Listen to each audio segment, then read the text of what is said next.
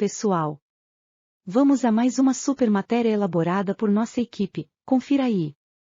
A matéria hoje vem lá do outro lado do mundo. Vamos falar sobre a história da economia da China, afinal aqui no Brasil, a disputa entre direita e esquerda leva cada frase absurda de ataque entre bolhas ideológicas, que deixa todo mundo nervoso. Então afinal, a China é um país economicamente comunista ou capitalista? Para isso, usamos a base da matéria da BBC, juntamente com vídeos e matérias em sites chineses, usando a Deep Web. Interessante a história, vamos dividir em 3 partes, para você ir acompanhando com a gente. Primeira parte. Tudo começou em outubro de 1949. Mao Tse-tung proclamou a República Popular da China, RPC, com base nas teorias de Marx e Lenin. A China antes vivia uma tensa e longa guerra civil. Depois da proclamação da nova república, o país passou por grandes mudanças. Mao Tse-tung implementou políticas marxistas, mas, diferentemente do comunismo soviético, centrado na classe trabalhadora industrial, a Revolução Maoísta se baseou nos camponeses. O objetivo do líder chinês era industrializar o país e transformar a tradicional economia agrária. Para isso, criou grupos de trabalho e fazendas coletivas, proibindo a agricultura particular e a propriedade privada. A coletivização e a centralização da economia transformaram a sociedade. Mas o grande salto para frente, como Tse-tung chamou seu processo de industrialização, também causou uma insuficiência alimentar muito séria, e a fome matou de 20 a 45 milhões de pessoas, entre 1958 e 1962, segundo diferentes fontes. Isso aprofundou suas políticas comunistas, e lançou em meados dos anos 60, outro projeto controverso, a Revolução Cultural, uma campanha contra partidários do capitalismo na China, sob o pretexto, apontam os historiadores, de eliminar seus inimigos políticos dentro do Partido Comunista Chinês. Milhões de pessoas foram aterrorizadas pela Guarda Vermelha, os jovens mobilizados para eliminar a cultura burguesa. Apesar disso, um forte culto à personalidade transformou Tse-tung em uma espécie de divindade nacional. A imagem dele ainda está muito presente no cotidiano do país asiático. No entanto, a República Popular da China é muito diferente daquela concebida pelo auto-intitulado Grande Timoneiro. Por isso você vê aqui no Brasil aquelas frases prontas sobre ataques aos comunistas, retirados do contexto da China antiga. Mas veja agora a segunda parte. Você está gostando desta matéria? Que tal dar um joinha neste vídeo, e se não é inscrito, aproveite para se inscrever, assim você colabora com o nosso trabalho. Vamos continuar a reportagem. Atualmente, 7 décadas após sua fundação, como o maior país comunista do mundo, a nação asiática caminha, segundo alguns analistas, para se tornar na próxima virada de 2030, a principal potência econômica do planeta. O PIB chinês é superado apenas pelo dos Estados Unidos. No entanto, em termos de paridade do poder de compra, PPP, já é o país mais rico do mundo. A China também possui o setor bancário mais rico, e a instituição com o maior total de ativos, o Banco Industrial e Comercial da China ICBC. E é o principal gigante comercial, produz e exporta mais que qualquer outro país, com 119 empresas, na lista das 500 maiores do mundo, segundo a lista de 2019 da revista Fortune. Agora veja como ocorreu essa virada. Devido a mudanças introduzidas desde 1978, 2 anos após a morte de Tse-tung.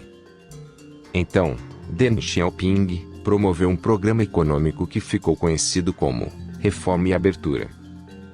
Deng fez o oposto da proposta de Tse-tung, liberalizou a economia, permitindo o ressurgimento do setor privado e o poder descentralizado, deixando a tomada de decisão nas mãos das autoridades locais. Ele também passou a dar aos agricultores maiores liberdades, para que pudessem administrar as terras que cultivavam e vender os produtos que colhiam. Também promoveu uma abertura ao exterior. Ele viajou para os Estados Unidos e selou laços com Washington, em plena Guerra Fria. Assim começaram os contatos comerciais entre a República Popular da China e o Ocidente, abrindo espaço para a entrada no mercado chinês de investimentos estrangeiros e multinacionais icônicas do capitalismo, como Coca-Cola, Boeing e McDonald's. O modelo econômico introduzido por Deng era baseado em uma economia de mercado. Foi chamado de socialismo com características chinesas. Esta fórmula foi bem sucedida e permitiu à China começar a crescer, de forma sustentável, em níveis recordes, por 3 décadas. Isso mesmo, 30 anos consecutivos. O Banco Mundial estima que mais de 850 milhões de chineses saíram da pobreza, graças às reformas, como parte de um desenvolvimento sem precedentes. E os líderes posteriores, Jiang Zemin, o então e o atual presidente do país, Xi Jinping, mantiveram os planos de reforma e abertura. A China se modernizou, e hoje não apenas domina a fabricação de roupas, têxteis e eletrodomésticos. É também um gigante tecnológico. A multinacional Huawei, a maior empresa privada da China, é líder no desenvolvimento da tecnologia 5G, e a segunda maior fabricante de telefones celulares do mundo. A Lenovo vende mais computadores pessoais que qualquer outra empresa no mundo. O bilionário fundador do Alibaba, Jack Ma, é um dos empresários mais famosos da China e pertence ao Partido Comunista. Ela domina o comércio online, com um faturamento que supera o da Amazon, sua rival americana. Os fundadores dessas empresas estão entre as centenas de chineses que agora fazem parte da lista de bilionários da revista Forbes. Não podemos esquecer do forte investimento em armamento nuclear. O país asiático gastou 11,7 bilhões de dólares em seu programa nuclear em 2021, onde se pretende aumentar seu estoque de 350 ogivas para 1.500 até 2035. Agora, com tudo isso, te pergunto: a China economicamente é um país comunista?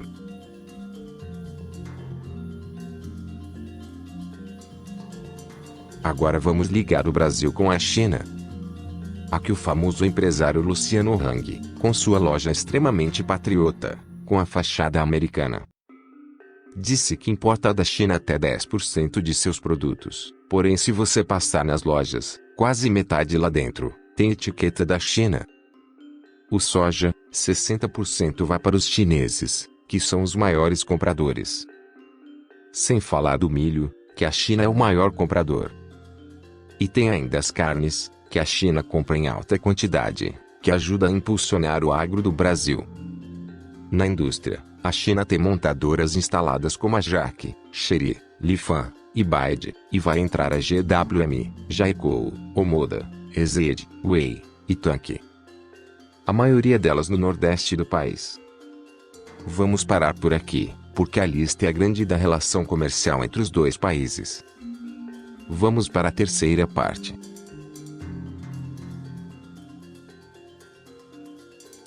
Como nem tudo são flores, politicamente a China mantém o formato comunista mesmo depois de 70 anos. Porque é governado por uma única força, centralizando líderes em cada cidade e região do país. O presidente é eleito pela Assembleia Popular Nacional, o parlamento, que é controlada pelo Partido Comunista. Não há liberdade de imprensa e, com exceção de alguns meios de comunicação privados, o setor de mídia está sob controle estatal. Ou seja, economicamente é capitalista, mas na política é comunista. Olha que paradoxo no mesmo país. A pergunta que fazemos: será que aqui no Brasil, esse excesso democrático, não é muita liberdade para a imprensa controlar e manipular diversas bolhas ideológicas? Por exemplo, a Rede Globo joga em todos os lados. Quanto maior o caos, melhor ela controla as bolhas. Já tivemos um juiz que vazava mais que motor de carro velho, e a imprensa tinha informações privilegiadas para atacar um partido. Anos depois, também aproveitava para questionar tudo que partido rival fazia. É de se pensar, não acham?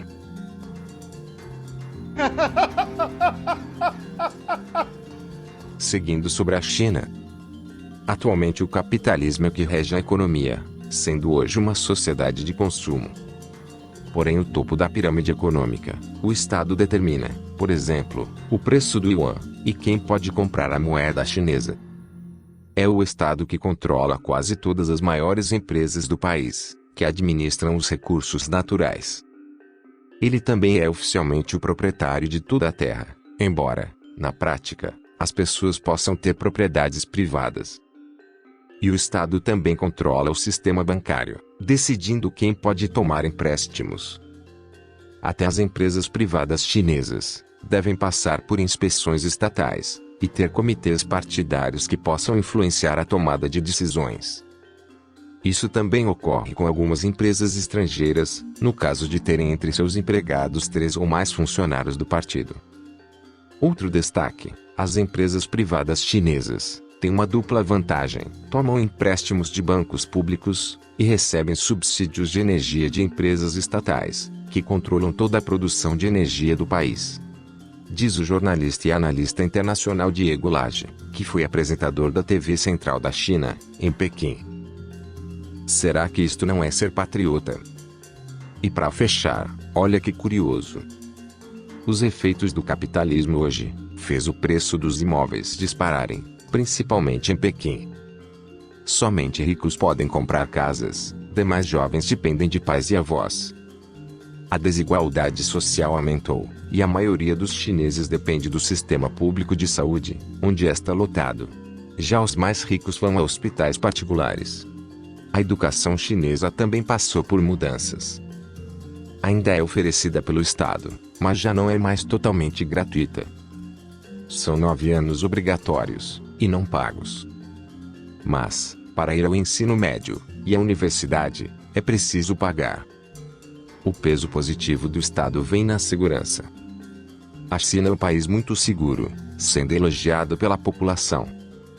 Porém, a classe média chinesa está acostumada a viver de uma certa maneira confortável, e para eles não há como voltar atrás. Então agora vem o dilema de Xi Jinping: o que fazer com o futuro da China? Pelo seu discurso na TV, vem prevalecendo fortalecer as rédeas do poder estatal. Segundo ele, quer que um Estado forte esteja no comando. Ele simplesmente não acredita nas forças do mercado como solução para os problemas, nem vê espaço em que o Partido Comunista não possa ou não deva intervir. Principalmente, depois que em 1989, o massacre na Praça da Paz Celestial, Tiananmen, quando milhares morreram na repressão pelas forças de segurança, há protestos pacíficos em favor de maiores liberdades. Isso acabou com qualquer possibilidade de mudança nessa área, concordam os especialistas política chinesa. Será que aqui também não seria hora de achar uma balança entre Estado e capitalismo para a solução de nossos problemas? Um Estado cristão, será que não ajudaria a implodir essas bolhas ideológicas que atrapalham, junto com essa TV manipuladora? Já se passou 60 anos de um golpe militar, hoje quase tivemos mais um.